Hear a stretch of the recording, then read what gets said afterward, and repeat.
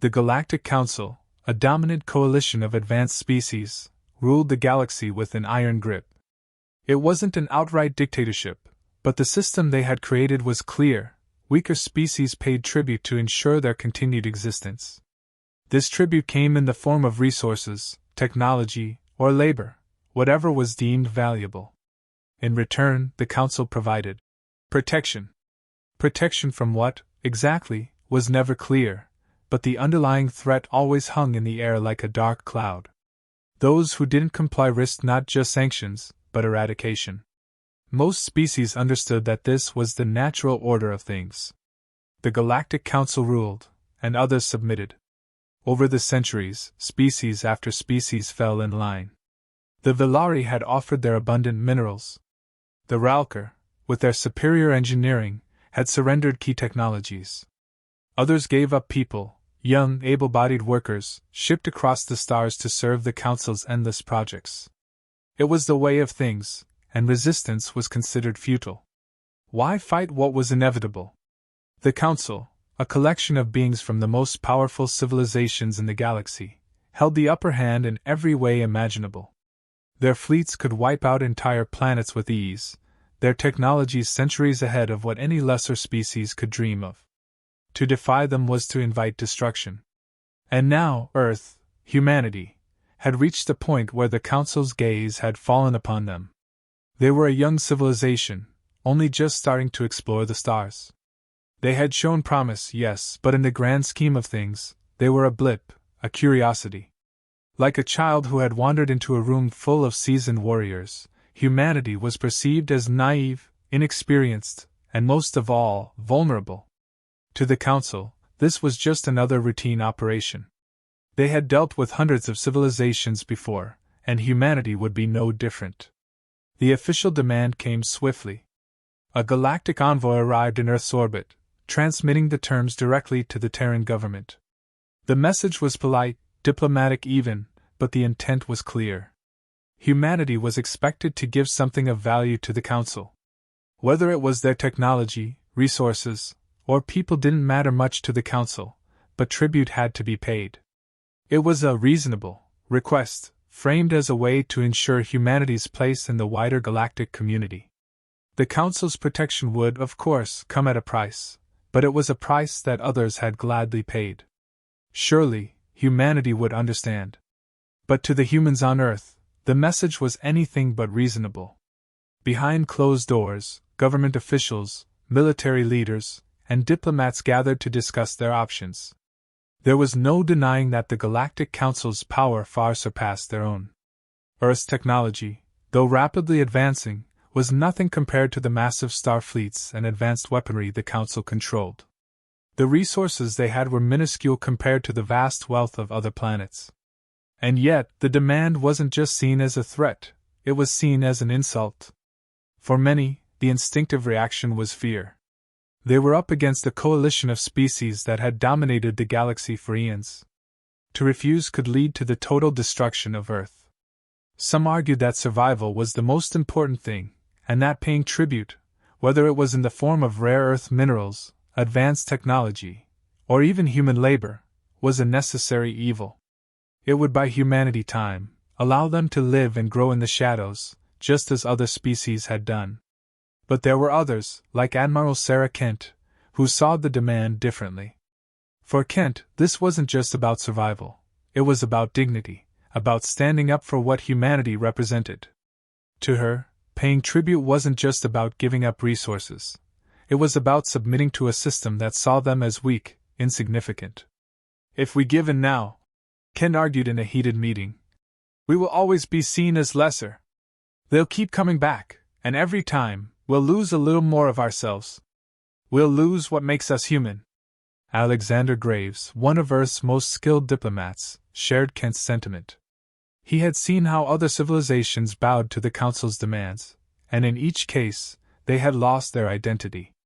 Their cultures had become subservient, their people nothing more than tools for the Council's endless hunger for power. It's not just about the tribute, Graves said. It's about what it means. They want us to bend the knee. They want us to say that we're not their equals, that we're just another species they can control. The internal debate raged on. Many on Earth were terrified. After all, how could humanity stand up to an empire that had crushed far more advanced species without breaking a sweat? The Council's reputation was legendary, and it wasn't built on kindness.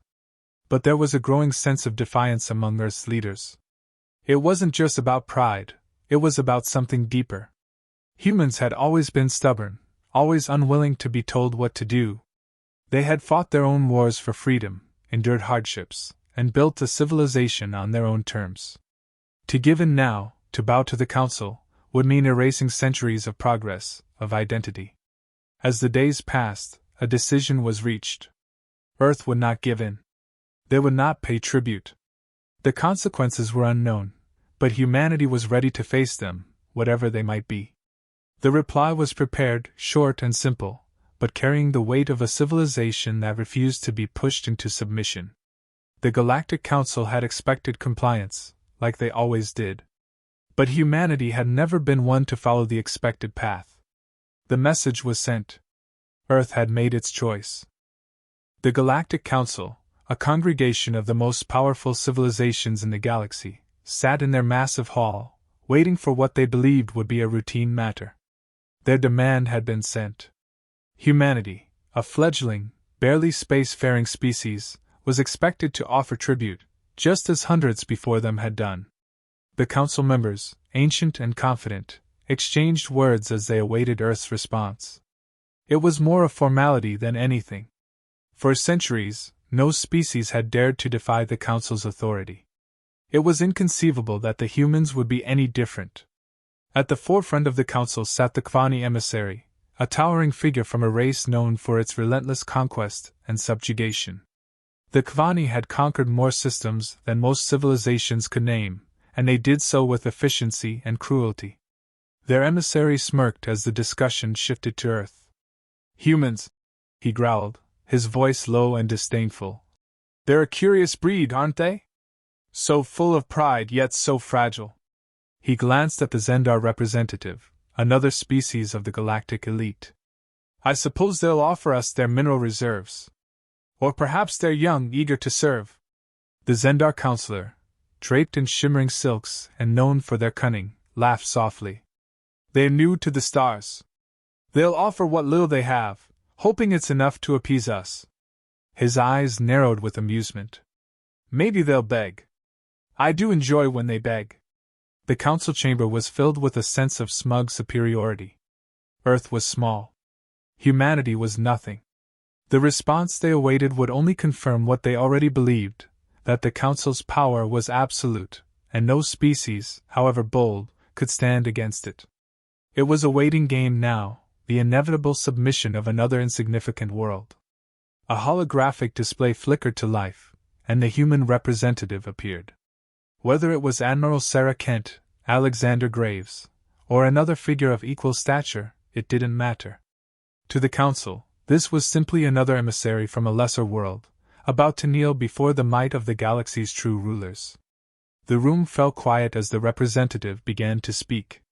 There was no preamble, no pleasantries, no hint of hesitation. And then, with a calmness that bordered on eerie, the human response came. "No." The single word echoed through the vast chamber, reverberating off the polished walls, leaving a stunned silence in its wake. The council members froze, disbelief etched across their faces. The Kvani emissary leaned forward, eyes narrowing, certain he had misheard. "What did you say?"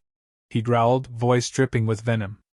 But there it was again, unyielding, as if the weight of the entire human race was behind it. "No. No tribute. No submission. No bending the knee." The shock rippled through the council like a wave. For a moment, no one spoke. In the thousands of years since the council had formed, no species, none, had ever refused tribute.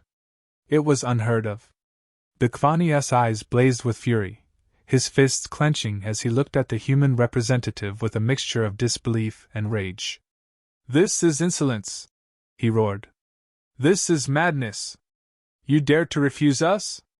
Other council members whispered among themselves, some in awe, others in amusement, but all with the same underlying question: how could humanity, a species so new and fragile, possibly stand against them?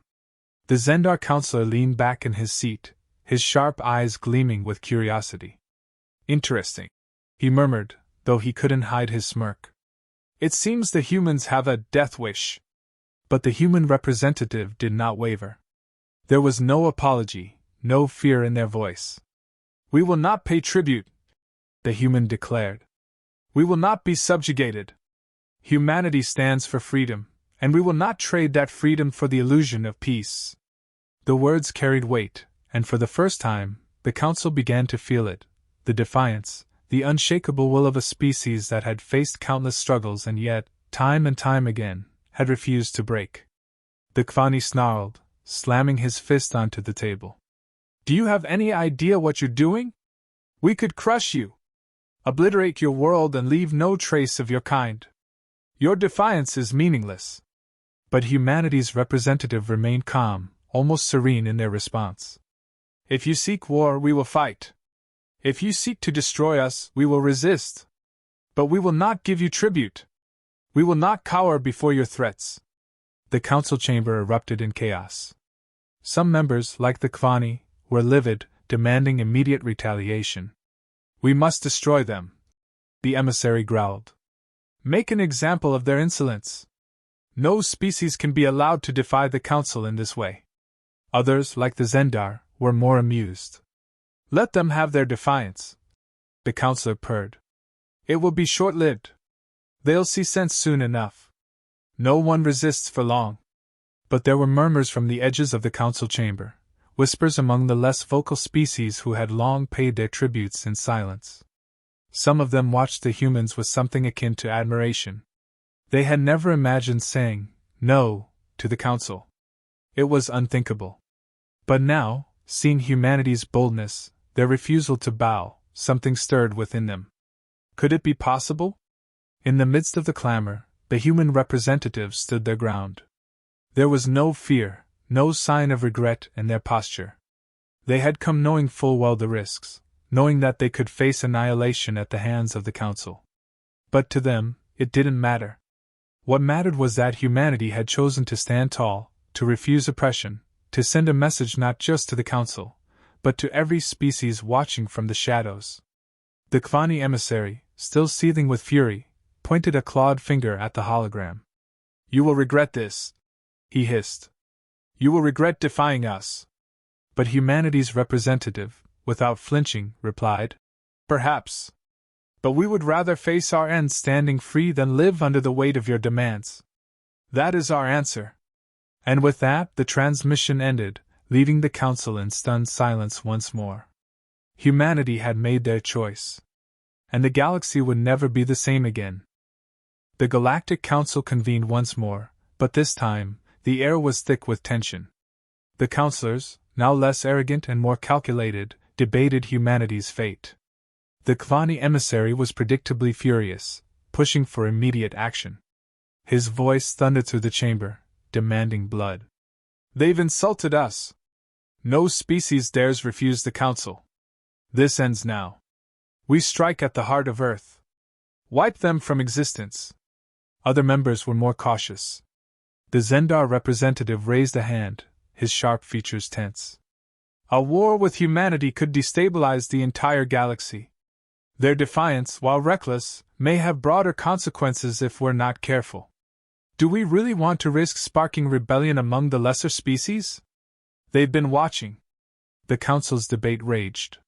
Some supported the Kvani's call for annihilation, while others urged restraint. After all, humanity's resistance, though brazen, had gained them attention. The council knew that destroying Earth could ignite flames of revolt among the smaller, subjugated races. What if humanity's defiance inspired others? The cost of crushing this one planet could spiral into chaos. Finally, after much deliberation, the council issued an ultimatum. Humanity had one final chance to submit, or they would face extinction. The message was clear: kneel or die. The Kvani seethed as they waited for humanity's reply, eager for a war to assert their dominance. But beneath their posturing, even they sensed the gravity of the situation. Back on Earth, the mood was equally intense. The ultimatum arrived, and humanity knew the gravity of the decision before them. But there was no hesitation. Their answer had been given once before, no, and it remained unchanged. Now, with annihilation looming on the horizon, Earth prepared for the worst. Leaders, scientists, and military commanders worked in unison, readying for the possibility of a galactic war. But there was no despair in their actions. Instead, there was a fierce resolve. Admiral Kent, standing before a gathered assembly of military leaders and key diplomats, delivered a speech that would go down in history. Her voice rang with a mixture of determination and defiance, echoing the sentiment of every human being across Earth and its colonies. "We've been tested before," she began. "As a species, we've survived wars that would have broken others. We've endured famine, plague, natural disasters. Time and time again, we've faced extinction, and yet we stand here today. Why? Because we refuse to give up. We fight. Not for conquest, not for power, but for our right to exist as free people." Her words carried across not just to her immediate audience, but to billions of humans watching and listening. Across the globe, preparations were underway. Earth's technological advancements, though not on par with the more advanced galactic species, were innovative and resourceful. Engineers worked tirelessly, creating new defense systems and strategies. The people were united, not out of fear, but out of pride. They knew the odds were against them, but they would not go quietly. If the Council wanted war, humanity would give it to them. Meanwhile, in the far reaches of the galaxy, whispers of humanity's defiance began to spread. Races that had long bent the knee to the Council started to take notice. Among them were the smaller, oppressed species, those who had been crushed into submission without ever having the chance to resist. For years, they had lived in fear, believing that no one could stand against the Council's might. But now, they saw something they hadn't imagined, a species that refused to yield. On distant worlds, in quiet corners of the galaxy, species began to murmur. "If the humans can defy the Council," they whispered, "why can't we?" The spark of rebellion began to flicker in the hearts of the oppressed, a small but growing flame. Even some of the more powerful races took notice. While they did not openly support humanity, they watched with a mixture of intrigue and wariness. Humanity had proven unpredictable, and unpredictability in a galaxy governed by rigid order was dangerous. The Council, for all its strength, was not invulnerable. If humanity's resistance grew, if others followed their lead, the entire galactic order could be shaken. But humanity wasn't banking on rebellion from others. They knew they stood alone in this moment. And yet, despite the Council's threats, they were not afraid. They had chosen their path, and they would face the consequences with their heads held high. The ultimatum came and went. Humanity's answer remained unchanged. In the halls of the Galactic Council, the tension reached its zenith. The Kvani emissary was ready to launch an all-out attack. His forces were already mobilized, fleets prepared to strike at Earth. But the Council hesitated. Despite their immense power, the prospect of war was not as simple as they had believed. The galaxy was watching. An assault on Earth could trigger something far greater than they anticipated. And so, in a move that shocked even the most cynical members of the Council, the decision was made not to attack. Humanity's defiance would be tolerated for now. There would be no war, no annihilation. The Kvani raged, their pride wounded, but they were overruled. The Council knew that destroying Earth could do more harm than good. They could not risk the rebellion humanity's destruction might spark. On Earth, the news was met with quiet relief.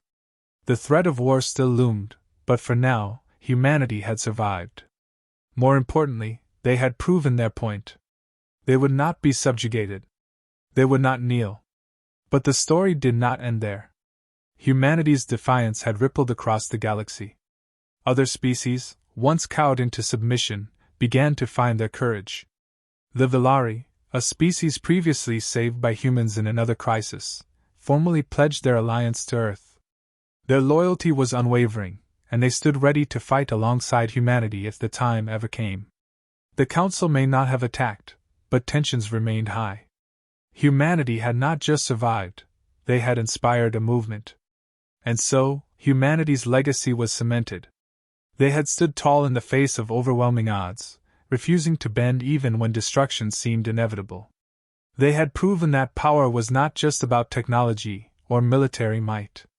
True power came from the courage to stand up for what was right, to fight for freedom and justice, no matter the cost. The galaxy would never forget humanity's stand. They were no longer seen as a small, insignificant race. They were seen as something far more dangerous, free, defiant, and unbreakable. And in that defiance, they had lit a spark that would forever change the galaxy.